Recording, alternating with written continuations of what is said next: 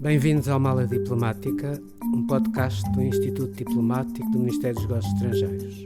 O meu nome é José de Freitas Ferraz e sou o diretor do Instituto Diplomático. Neste espaço vamos conversar com diplomatas e outras pessoas ligadas à política externa para conhecer melhor tanto as suas experiências de vida como diversos temas da política internacional. Neste episódio do Mala Diplomática, vamos falar com o embaixador Pedro Lortie, que é o representante permanente de Portugal junto à União Europeia.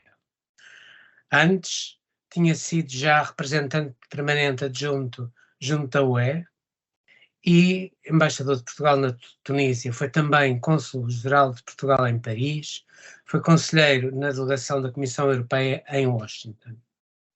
Em Lisboa, foi secretário de Estado dos Assuntos Europeus, foi chefe de gabinete do Primeiro-Ministro, foi assessor diplomático do Primeiro-Ministro e assessor também do secretário de Estado dos Assuntos Europeus. Neste episódio vamos falar também um pouco do que é aquilo, qual é o trabalho diário da REPER e explorar temas relacionados com a evolução da União Europeia, as próximas eleições para o Parlamento Europeu, que rumo é que se espera que a União Europeia venha a tomar e, portanto, eu dou as boas-vindas. Embaixador Pedro Lortie, seja bem-vindo ao Mala Diplomática. Muito obrigado, embaixador José Freitas Ferraz, caro José Freitas Ferraz. Agradeço-lhe a si, à Joana Gaspar e a toda a equipa do Instituto Diplomático. É com muito gosto que participo nesta edição da Mala Diplomática. A representação aí em Bruxelas é, na realidade, a nossa maior representação no estrangeiro. São mais de 50 funcionários, julgo eu. Podia-nos dizer um pouco, para quem está a ouvir, em que é que consiste o trabalho da REPER? Sim, a missão, enfim, a REPER, que é de facto a nossa maior embaixada, a maior missão diplomática de Portugal. Hoje em dia tem mesmo cerca de 100 funcionários em todas as suas áreas, dos quais praticamente 60 são equiparados a pessoal diplomático. Enfim, a sua primeira missão é a representação de Portugal junto às instituições europeias. Tem um papel de primeira linha dessa representação. Mas a principal tarefa da REPER, aquela que nos ocupa mais tempo, todos os dias, consiste em representar Portugal no Conselho da União Europeia. O Conselho é a instituição europeia onde tem assento os 27 Estados-membros. É uma instituição com funções legislativas, ou seja, é um dos co-legisladores da União Europeia, aprova a legislação europeia, e também funções executivas. O Conselho tem também poder executivo de tomada de algumas das decisões na União Europeia. Organiza-se enfim, de forma hierárquica, com mais de 100 grupos de trabalho que abarcam as áreas todas da governação, desde o ambiente, passando pelos transportes, pela energia, pela área de justiça, administração interna, finanças. Depois tem um comitê de embaixadores, chamado COREPER, o Comitê dos Representantes Permanentes, que na realidade se divide em dois e que supervisiona e que é, digamos, a instância acima desses grupos de trabalho e que decide as questões mais complexas, e depois o nível ministerial, onde são formalmente tomadas as decisões e onde são, obviamente, também tomadas e negociadas aquelas questões mais difíceis que não se conseguiu acordar a um nível inferior. Por isso esta é talvez a nossa função, aquela função que nos toma mais tempo. Obviamente que somos também o interlocutor em primeira linha com as restantes instituições europeias, em especial com a Comissão Europeia e com o Parlamento Europeu, e também preparamos os trabalhos do Conselho Europeu, que, como sabem, é onde têm assento os 27 líderes europeus, por isso os primeiros-ministros e presidentes executivos europeus, a Presidente da Comissão Europeia e, obviamente, o próprio Presidente do Conselho Europeu.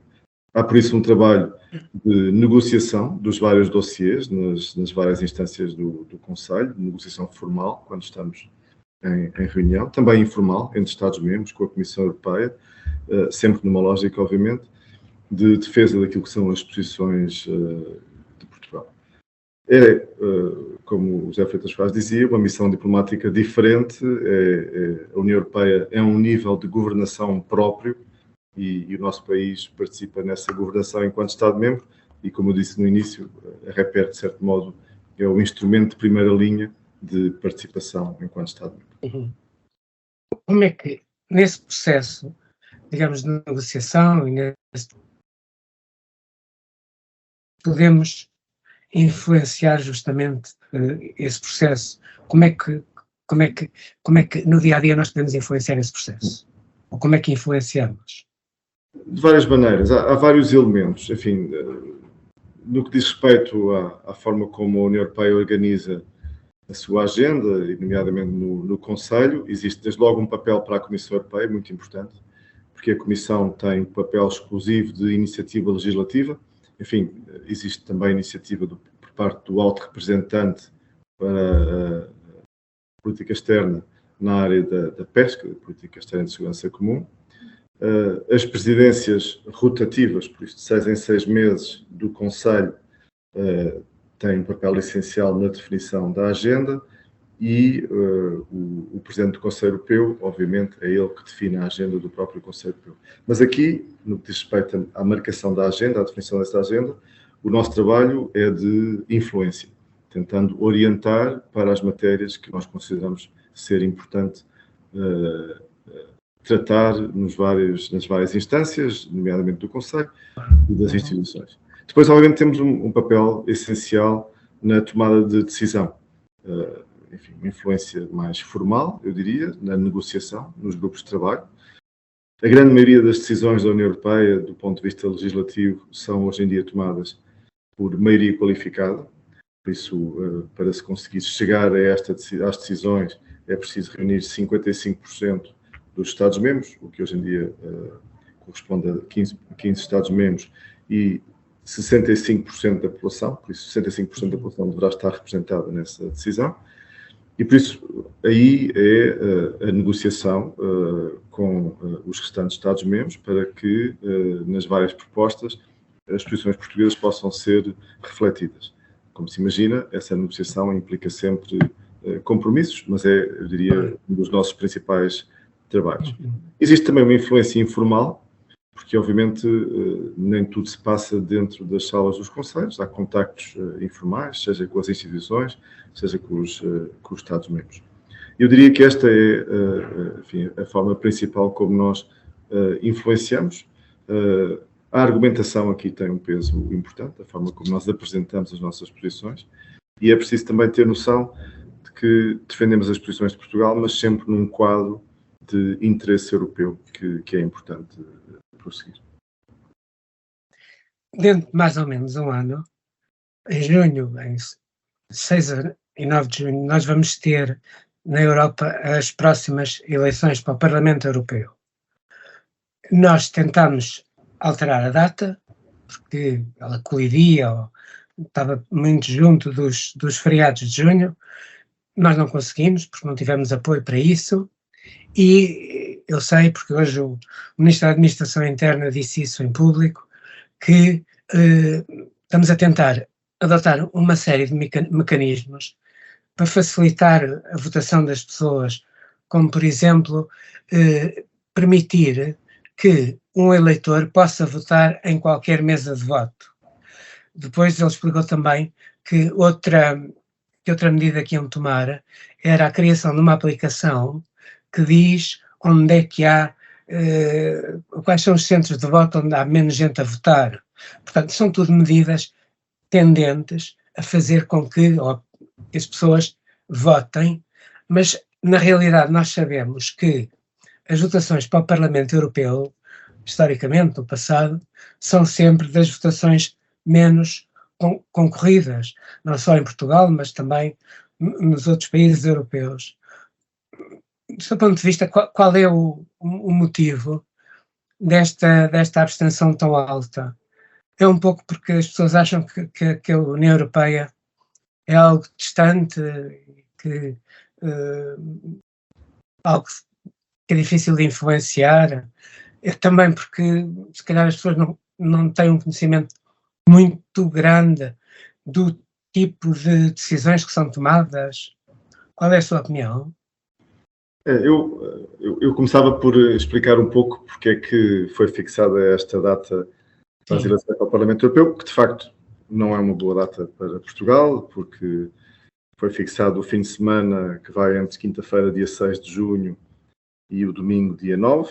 As eleições em Portugal têm sempre lugar a um domingo e, por isso, as nossas eleições terão lugar no dia 9. E dia 9 é, de facto, um domingo que fica no meio de um fim de semana longo, porque dia 10 de junho é dia de Portugal e é segunda-feira. Portugal, nós tentámos tudo para alterar, mas é verdade que não era fácil alterar, porque as regras europeias, tal como estão fixadas desde 1979, por isso, desde as primeiras eleições para o Parlamento Europeu, prevêem que as eleições para o Parlamento Europeu, enfim, são fixadas num determinado período de tempo, mas se não houver unanimidade dos Estados-membros para alterar ou para fixar uma outra data, elas caem por defeito na mesma data em que tiveram lugar, quando tiveram lugar a primeira vez em 1979. E por isso, aqui a dificuldade é que esta é a data por defeito. E era preciso reunir unanimidade dos outros Estados-membros para alterar a data. E a verdade é que todas as outras datas possíveis depararam-se com oposição, com problemas por parte de vários Estados-membros. E por isso ficou, de facto, esta data. Mas, como disse, enfim, há várias medidas que o Governo está a tomar para facilitar o voto e para não deixar ou para permitir que facilmente as pessoas possam votar de várias maneiras, desde voto antecipado ao voto em qualquer lugar do país. Agora, é verdade que, independentemente da data, as eleições europeias têm verificado, e isto é verdade para todos os Estados-membros, taxas de abstenção superiores. Eu não creio que estas taxas de abstenção, obviamente, enfim, especulo aqui um pouco, mas também me baseio um pouco nos inquéritos que são feitos, nomeadamente pelo Eurobarómetro. Eu não creio que seja por algum descontentamento particular no que diz respeito às instituições europeias ou à União Europeia, até porque o próprio Eurobarómetro, os inquéritos que são feitos, mostram que a maioria dos cidadãos, o que muitas vezes quer em várias áreas, é uma maior intervenção da União Europeia, de certo modo mais Europa, mas talvez se deva, de facto, à percepção de uma maior distância das instituições, o que não deixa de certo modo também ser natural. De facto, as instituições são enfim, mais distantes do que são aquelas a nível nacional, regional ou local, mas também, e aqui especulo um pouco, como dizia, talvez por não haver uma percepção de como é que o voto influencia as políticas europeias, como é que influenciam a escolha dos líderes das instituições europeias. Há aqui uma questão que eu julgo que contribui para isso, mas que faz parte da democracia europeia. A União Europeia é uma organização democrática, eu vou falar um pouco, enfim, sobre isso, mas é verdade que muitas vezes o resultado das eleições, nomeadamente as eleições para o Parlamento Europeu, o resultado a nível nacional não corresponde necessariamente às maiorias a nível europeu. E isso pode causar, enfim, alguma estranheza. E, por outro lado, a União Europeia, enquanto projeto democrático, é, pela sua natureza também, eu diria uma democracia mais consensual do que confrontacional. Isto acontece porque, normalmente, a nível da União Europeia, é necessário criar consenso entre várias famílias políticas para se poder criar as maiorias necessárias para a governação europeia. E isto pode tornar menos evidente, digamos, a forma como as maiorias políticas a nível da União Europeia são formadas e, por isso, menos evidente a forma como os cidadãos influenciam essas políticas. A verdade é que eles influenciam, a verdade é que são determinantes. Desde logo, votam de duas maneiras para a União Europeia. A primeira, mais evidente, é porque votam para o Parlamento Europeu. Com o Parlamento Europeu e elegendo os deputados do Parlamento Europeu, eles influenciam desde logo as maiorias políticas que no Parlamento Europeu vão decidir da legislação europeia, porque hoje em dia a grande maioria da legislação europeia é aprovada também pelo Parlamento Europeu, enquanto co-legislador, porque vão, através do seu voto e através do Parlamento Europeu, decidir de quem será o presidente ou a presidente da Comissão Europeia, na medida em que a presidente da Comissão Europeia é eleita pelo Parlamento Europeu, depois de proposto o nome pelo Conselho Europeu, e em geral, elegem também a própria Comissão Europeia no seu conjunto. Por isso, desde logo, as eleições para o Parlamento Europeu têm uma influência direta na forma como a União Europeia, durante os 5 anos seguintes, vai ser gerida. Mas os cidadãos votam também de outra maneira. É sempre que votam para os governos nacionais, ou seja, para os parlamentos nacionais, ao escolherem os governos nacionais, escolhem também quem os vai representar ao nível do Conselho da União Europeia e quem os vai representar ao nível do Conselho Europeu. Por isso, qual vai ser o seu chefe de governo que vai ter assento no Conselho Europeu. Por isso, há de facto várias formas de influenciar através do voto as políticas europeias. Eu julgo que a única forma de nós ultrapassarmos as maiores taxas de abstenção é continuar, de facto, a explicar este nível de governação, a forma como os cidadãos são preponderantes na definição das maiorias políticas europeias. Obrigado. Para o ano, passam 20 anos relativamente ao grande alargamento a leste. Nós vamos provavelmente ter um novo alargamento, não sabemos bem quando, mas vamos ter um novo alargamento a leste. E, de vez em quando, sobretudo a nível de imprensa, fala-se de uma clivagem que existe entre a Europa de leste e a Europa ocidental. Eu tenho pessoalmente alguma dificuldade em perceber isso, sobretudo tendo em conta, digamos, todo o apoio e entusiasmo que houve na Europa ocidental relativamente à Ucrânia. Portanto, eu julgo que houve uma grande sintonia nesta questão, que para a Europa de leste é uma questão muito importante. Qual é o seu ponto de vista sobre esta questão, sobre o alargamento, sobre se há ou se não há clivagem? Como é que vê estas duas questões? Eu acho que, enfim, desde logo, eu acho que é importante, passados os 20 anos, de facto, do chamado grande alargamento, eu acho que podemos chegar à conclusão fácil de que o alargamento foi um sucesso, e foi nomeadamente um sucesso do ponto de vista económico. E não era evidente na altura, e havia muitas vozes que duvidavam, mas a verdade é que se assistiu uma prosperidade da Europa em geral, e nomeadamente dos países que participaram no alargamento. Julgo que isso é absolutamente evidente. É também evidente numa Europa alargada, atualmente a 27 Estados-membros, é cada vez maior o desafio da homogeneidade, do consenso sobre todas as questões. E por isso o que assistimos, já assistíamos antes, voltamos a assistir, em muitas questões, acabamos por ver que existem geometrias variáveis, países que têm uma posição num sentido e outras noutros. Mas eu concordo com o que disse. Essas geometrias variáveis ocasionalmente podem corresponder, grosso modo, à divisão leste-oeste, como de vez em quando podem corresponder à divisão norte-sul, mas a grande maioria das vezes não corresponde a nenhuma destas divisões pré-determinadas geograficamente, são variáveis.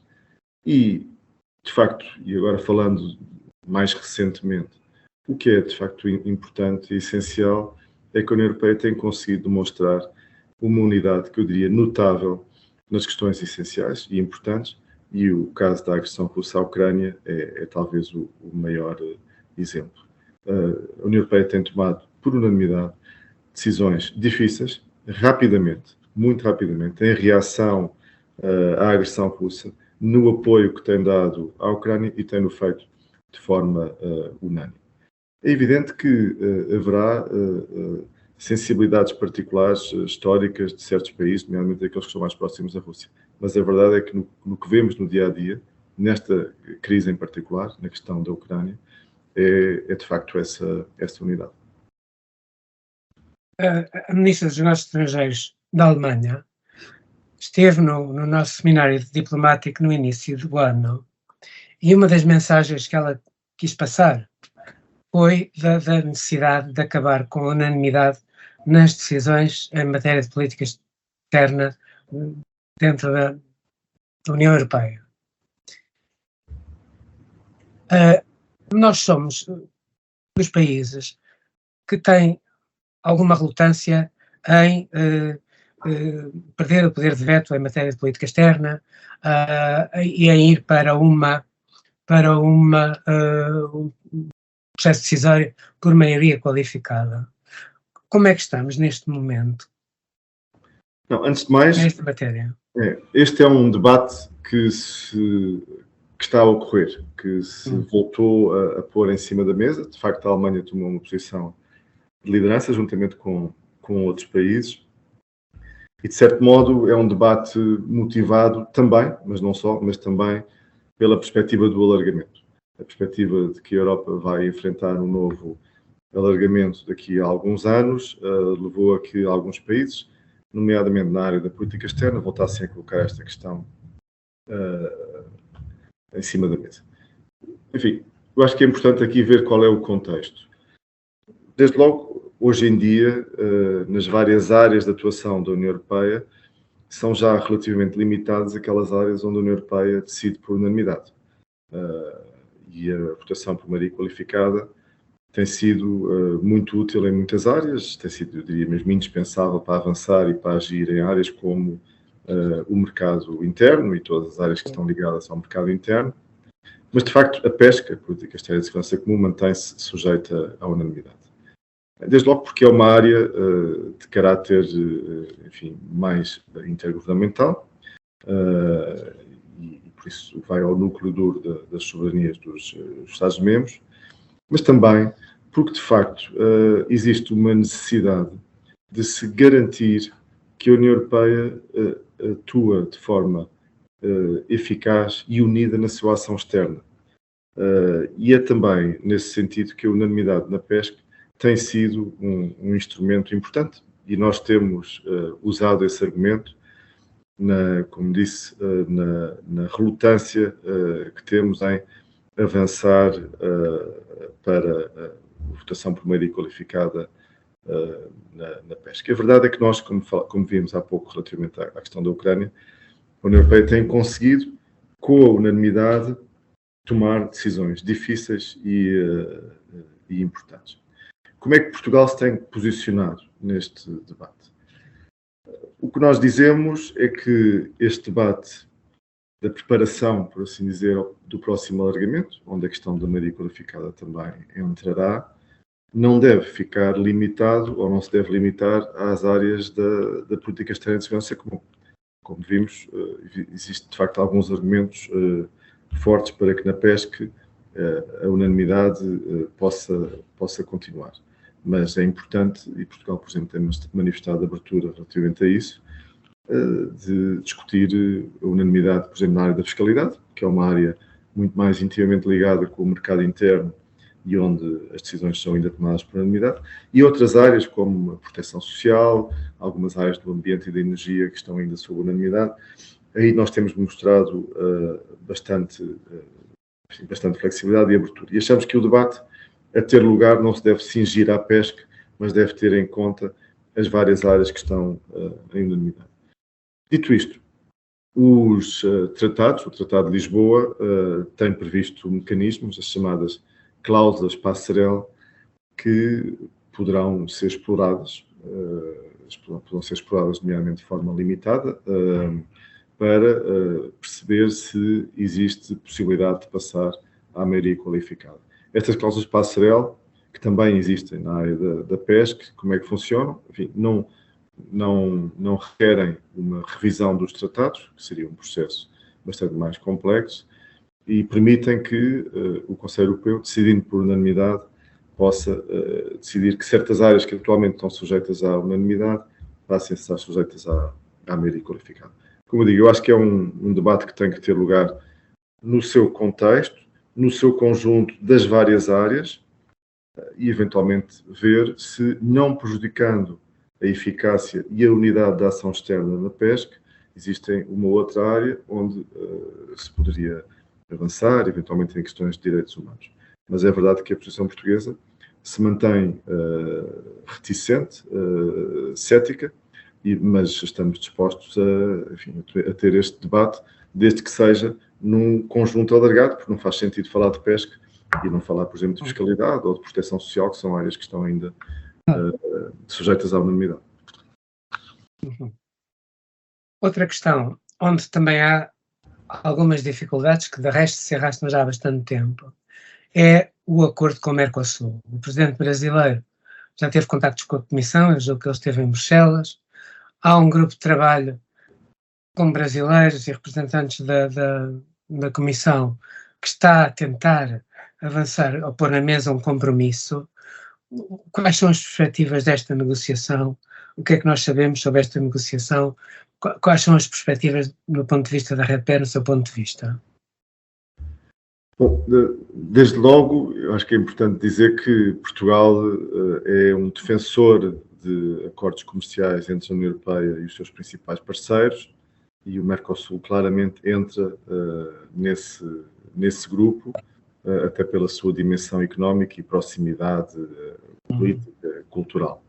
Estes acordos têm demonstrado que são criadores de riqueza, para os dois lados, para os dois lados dos acordos, mas claramente também para o lado da União Europeia. A União Europeia não tem interesse num mundo fragmentado. Uma boa parte da sua prosperidade deve-se à sua abertura comercial, diria mais do que qualquer outro bloco.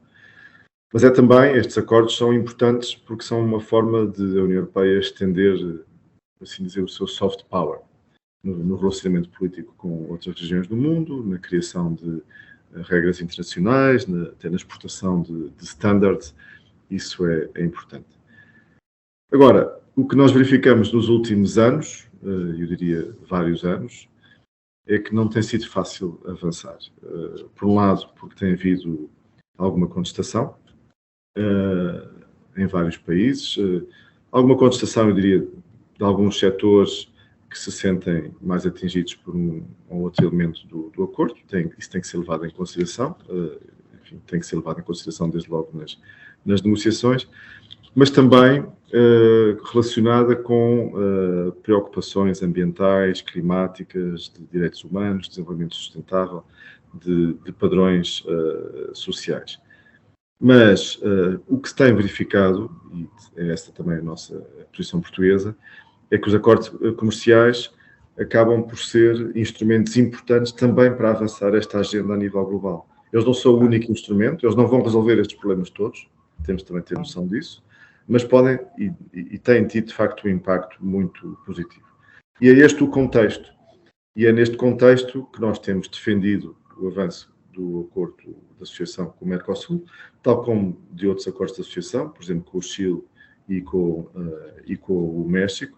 Existem, de facto, agora, estão a decorrer conversações entre a Comissão Europeia, a representação da União Europeia e o Mercosul, nomeadamente sobre a possibilidade de ter o que é chamado um instrumento adicional sobre desenvolvimento sustentável, com algumas regras sobre as áreas de desenvolvimento sustentável, de clima, de desflorestação. O que Portugal espera, e tem sido esse o nosso contributo aqui em Bruxelas, mas também em contacto com os parceiros do Mercosul, é que se possa avançar a breve trecho. Tem havido contactos a todos os níveis, técnicos e políticos. Como nós sabemos, o presidente Lula esteve em Lisboa, onde a questão foi abordada.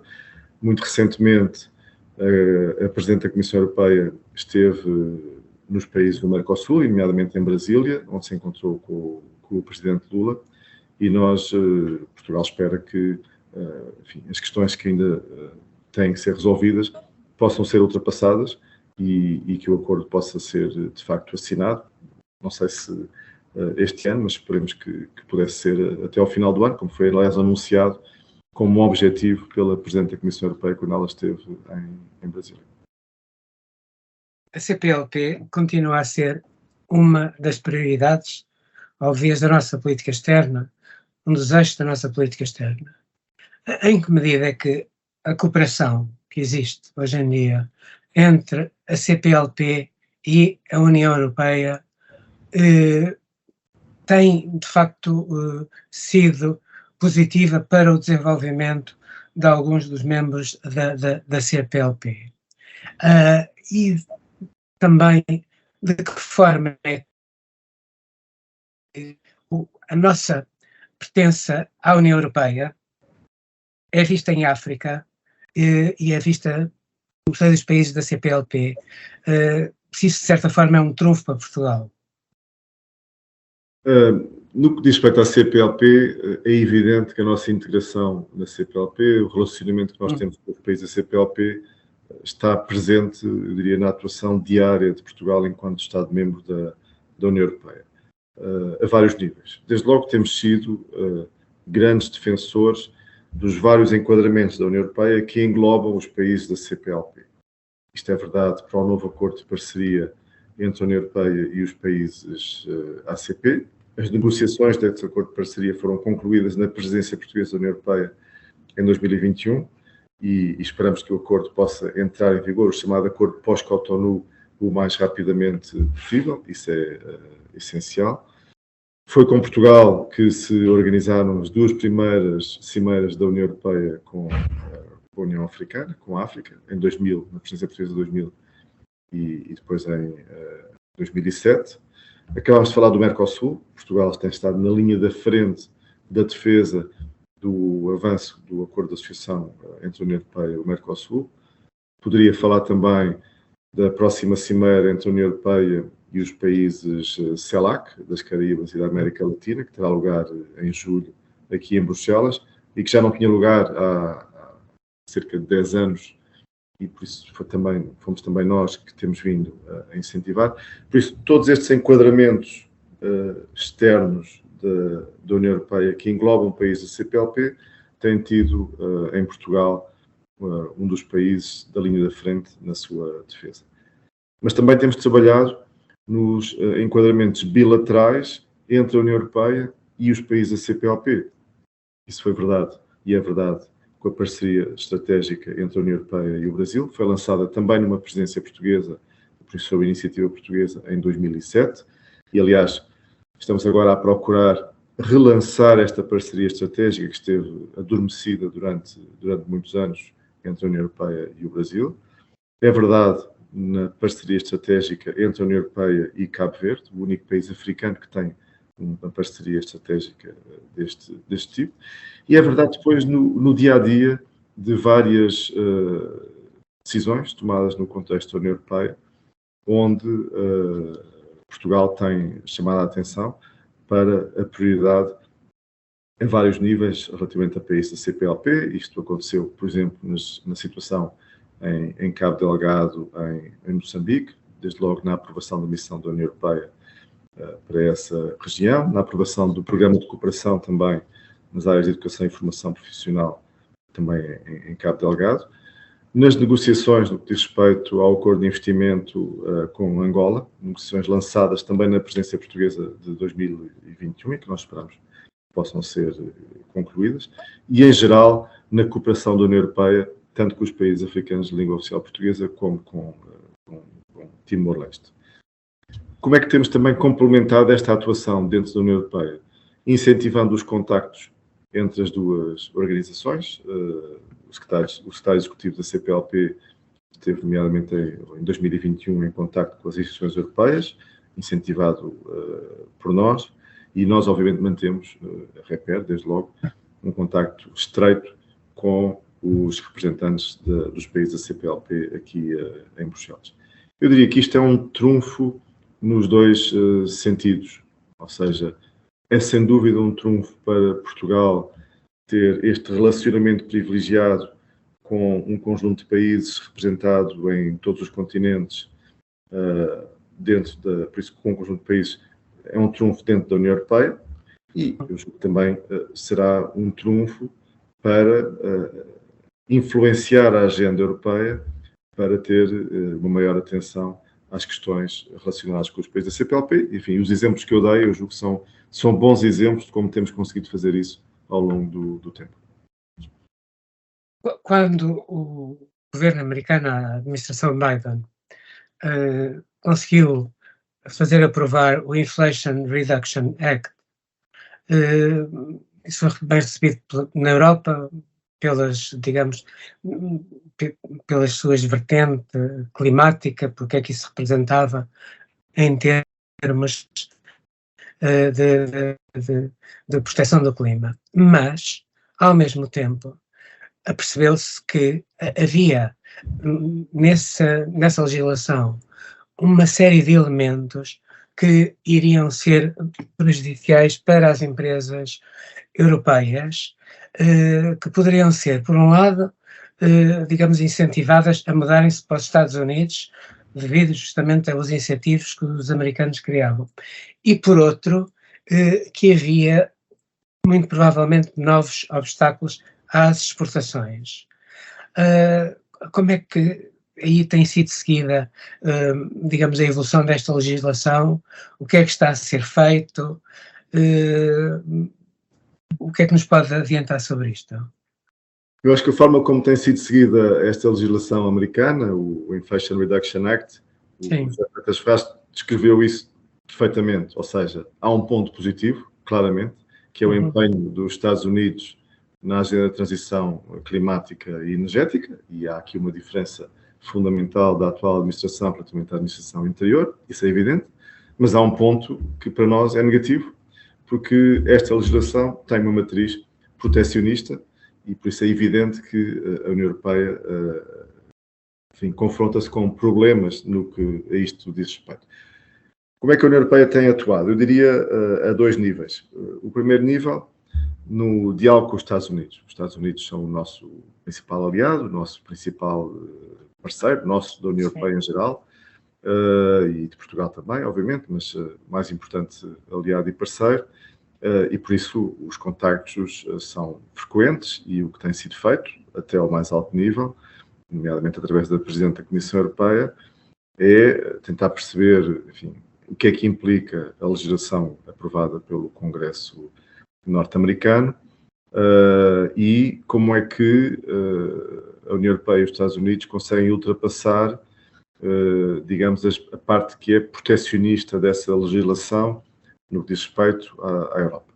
Não é fácil, acho que também é importante e justo dizer isto. Esses contactos têm decorrido de forma frequente, desde logo utilizando um instrumento novo que foi criado em 2021, em setembro de 2021, que é o Conselho de Comércio e Tecnologia. Já teve 4 reuniões ministeriais, com a presença de vários comissários, e é um fórum importante para se tratar destas matérias. Houve alguns resultados que foram atingidos neste diálogo. O principal talvez seja o acordo sobre matérias-primas. Na prática, há um acordo que agora tem que ser passado à legislação, que as matérias-primas que são extraídas e que são processadas na União Europeia terão acesso livre ao mercado norte-americano. Isto, de certo modo, é positivo. Enfim, é uma parte do chamado IRA, mas é desde logo positivo. Vamos agora avançar, a União Europeia vai avançar com isto. Mas a verdade é que se mantém a matriz protecionista em vários outros setores abrangidos pelo IRA e por isso a União Europeia sentiu necessidade de também tomar algumas medidas a nível interno. A principal, eu diria aquela que é mais diretamente orientada para responder aos desafios do Inflation Reduction Act, foi a aprovação do chamado quadro temporário de crise e transição.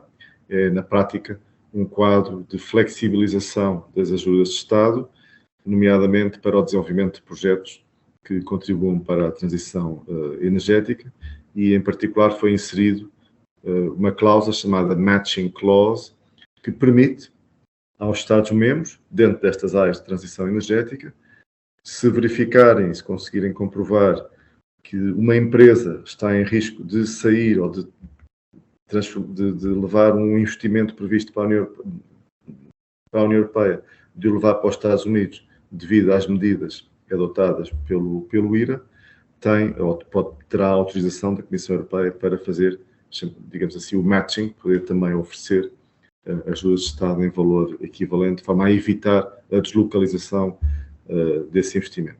Mas existem também, enfim, a aplicação de vários outros instrumentos, enfim, o próprio Programa de Recuperação e Resiliência, que está em implementação nos vários Estados-membros, reforçado pela vertente chamada do Repower EU, dirigida à transição energética, é um instrumento importante para evitar essa deslocalização. O próprio Plano Industrial para a Transição Verde e, hoje, a Comissão Europeia aprovou aquilo que inicialmente começou por chamar de Fundo de Soberania, mas que na realidade tem um outro nome, Strategic Technology for Europe's Platform. Na prática é uma plataforma de fundos, por assim dizer, de fundos que já existem, orientados, por isso numa base flexível para estas áreas da transição verde e energética e muito orientado precisamente numa resposta ao IRA. Vamos agora, enfim, a proposta saiu hoje, tem que agora ser analisada e será negociada nos próximos tempos. Por isso, eu diria que tem havido estas duas abordagens, a abordagem externa, diálogo com os Estados Unidos, mas também a abordagem interna. Para Portugal, enfim, Portugal é um país dentro da União Europeia que está bastante avançado no que diz respeito à transição energética e temos, nós sabemos, projetos importantes nesta área, seja na área do hidrogênio, na área das baterias, que estão em desenvolvimento. Enfim, recentemente foi também anunciado uma nova linha de produção de carros híbridos na Auto Europa. Há aqui um vetor de concorrência global. Como eu dizia no início, o ponto importante é que o nosso principal parceiro está, neste momento, claramente empenhado na área da transição climática e energética. O desafio é que, ao se empenhar, aumenta a concorrência nesta área para a União Europeia e a União Europeia tem que reagir. Em matéria de clima, a União Europeia quer alcançar a neutralidade climática até 2050.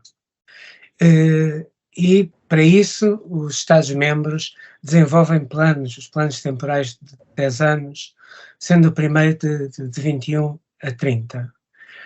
E eu agora queria fazer uma tripla pergunta. A primeira é, como é que Portugal tem procurado ajudar a União na solução destes objetivos? Em que ponto é que estamos? Vamos conseguir cumprir os objetivos do nosso plano? A segunda questão é, qual tem sido o impacto da crise económica e da guerra no esforço de redução dos gases de efeito de estufa na União Europeia? E, por último, quais são as estratégias propostas para conciliar a recuperação económica com a agenda de transição energética da União Europeia?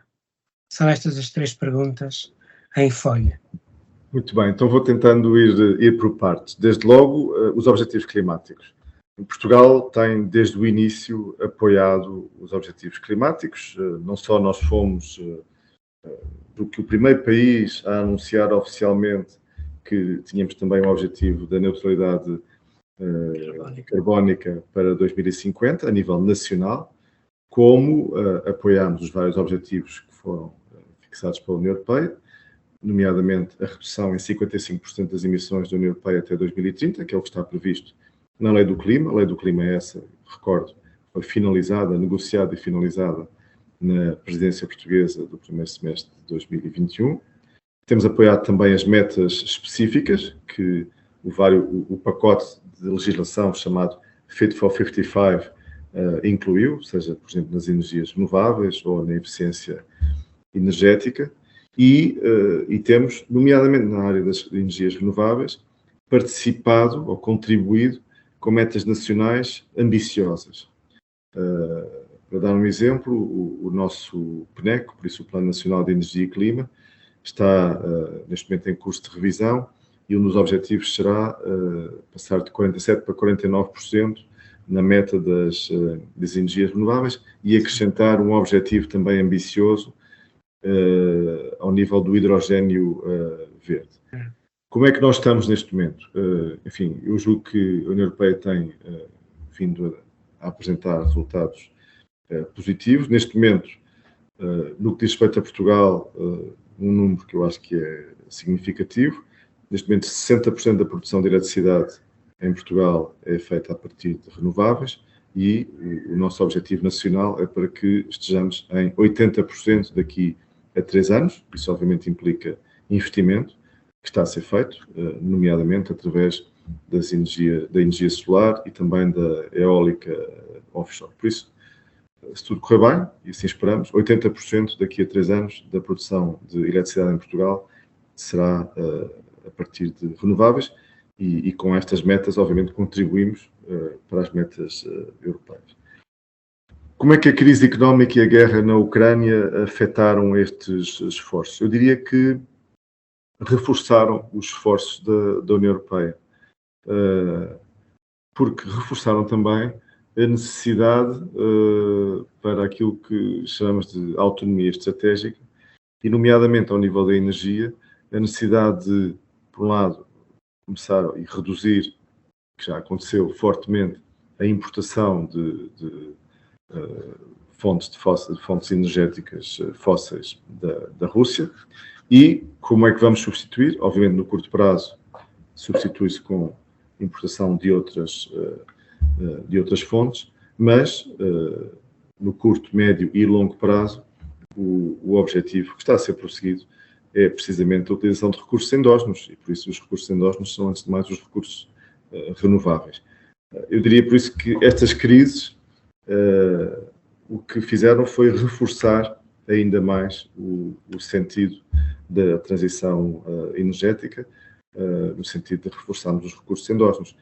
Junta-se a isto a implementação dos programas de recuperação e resiliência, dos fundos do Next Generation EU, que são uma boa parte, pelo menos um terço, dedicados à transição energética e, nomeadamente também, isto é particularmente importante para o contributo que Portugal pode dar ao resto da Europa, o reforço das interligações pelas quais tanto temos lutado e relativamente às quais, felizmente, Portugal, Espanha e França chegaram a acordo recentemente.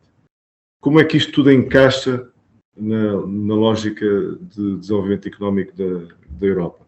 Bom, o pacto, chamado Pacto Ecológico Europeu, chamado Green Deal, é ele próprio desenhado como um modelo de desenvolvimento económico da Europa. Ou seja, não estamos a falar apenas de uma lógica de contenção das emissões e substituição das fontes de energia. Estamos a falar de um plano coerente de desenvolvimento económico que procura ter como resultado que a Europa se mantenha líder, nomeadamente do ponto de vista tecnológico e económico, na área da transição, para que possa retirar também os maiores benefícios dessa transição económica. É essa a lógica que está subjacente ao Green Deal e esta é a forma, aliás, de fazer com que o Pacto Ecológico possa ter um efeito não apenas na Europa, mas também a nível global. O sucesso do Pacto Ecológico na Europa, o sucesso económico do Pacto Ecológico, que nos mantenha, que permita contribuir para o desenvolvimento económico da Europa e que nos mantenha na liderança tecnológica, é também aquilo que vai ser visto pelos nossos principais parceiros, que vão tentar, eles próprios, poder competir a esse nível. Eu diria que, de certo modo, falávamos da pergunta anterior do Inflation Reduction Act, eu acho que foi a noção por parte das autoridades americanas de que a Europa estava a fazer um caminho do qual iria recolher os benefícios e que eles não se poderiam deixar ficar para trás. Esta tarde a Comissão divulgou um documento, pôs cá fora um documento, que se chama Estratégia Europeia de Segurança Económica, que provavelmente irá ser objeto de uma primeira discussão no Conselho Europeu que vai ter lugar na próxima semana, na quinta e sexta-feira, 29 e 30. Mas, de qualquer forma, aquilo que se sabe é que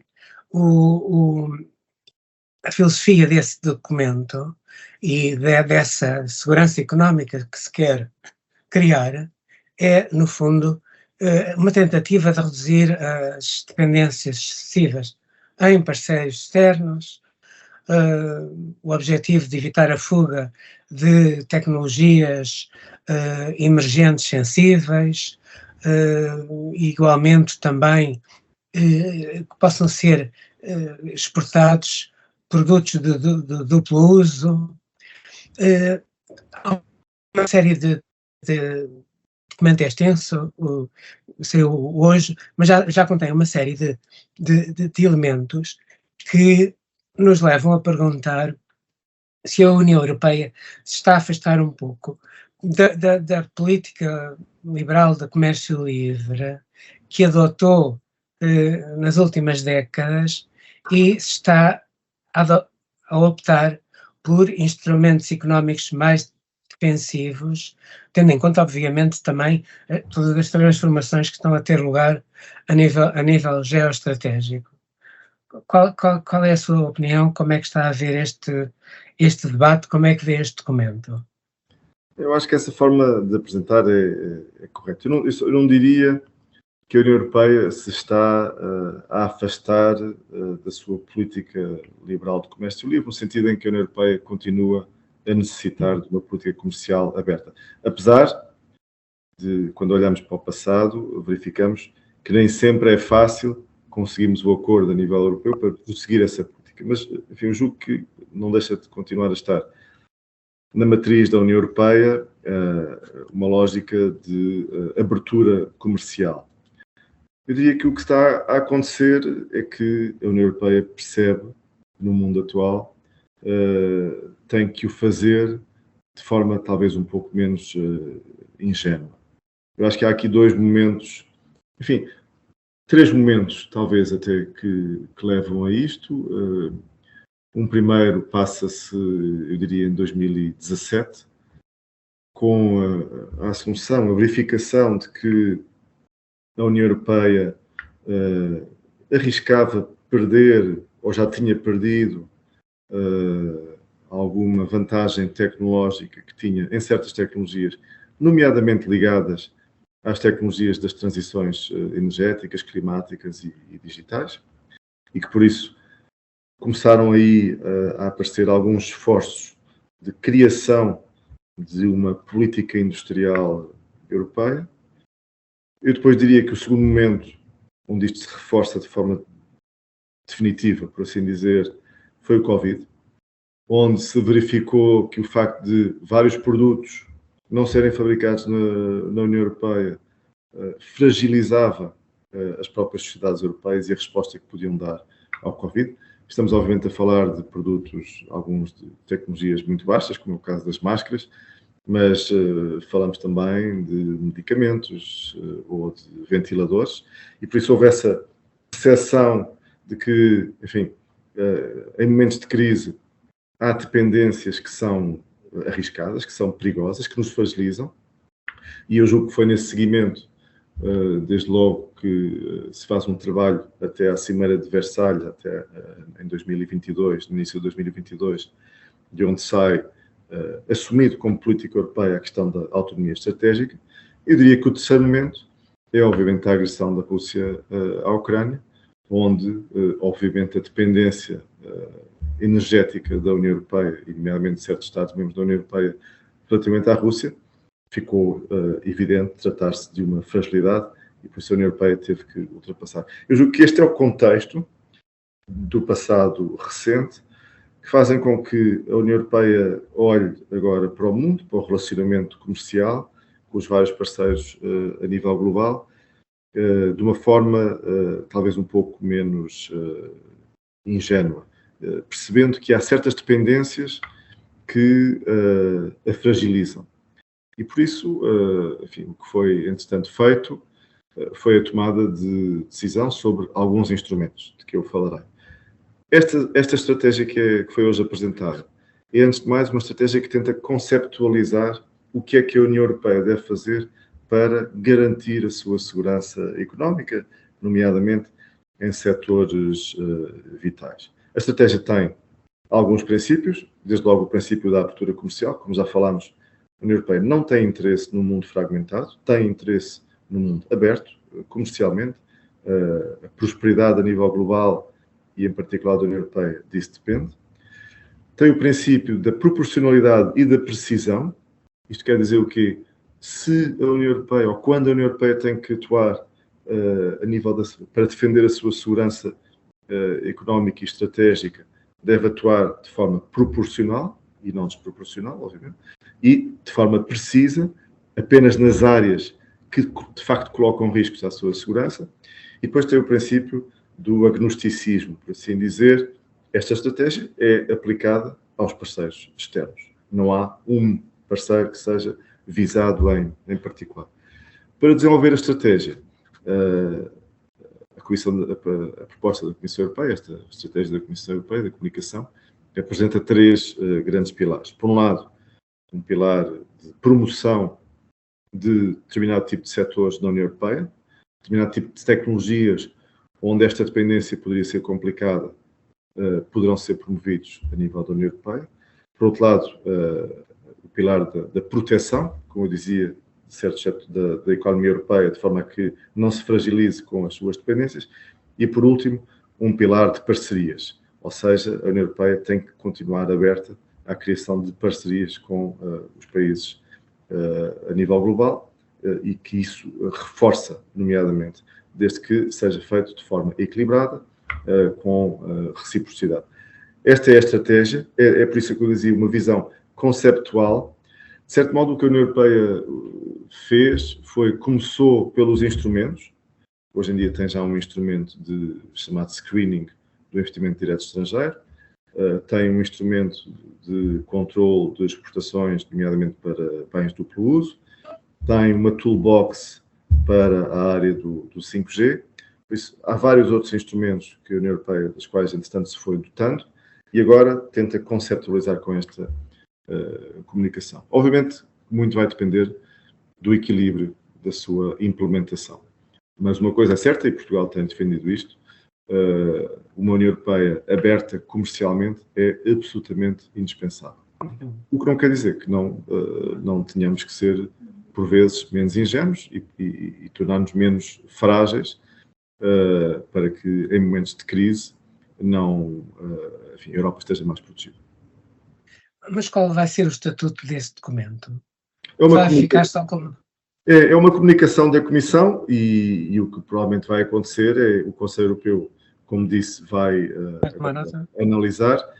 Enfim, entre tomar nota, apoiar, saudar, começar, há várias formas diplomáticas. Sim, eu sei. Eu julgo que vai fazer um bocadinho mais do que tomar nota, apesar de tudo, vai ser mais positivo. Mas, enfim, é evidente que depois deste instrumento, desta comunicação, vão sair outras propostas. Mas é isso. E é isso que nós agora temos que estar atentos e faz parte do processo negocial normal. Embaixador Pedro Lortie, muito obrigado. Muito obrigado.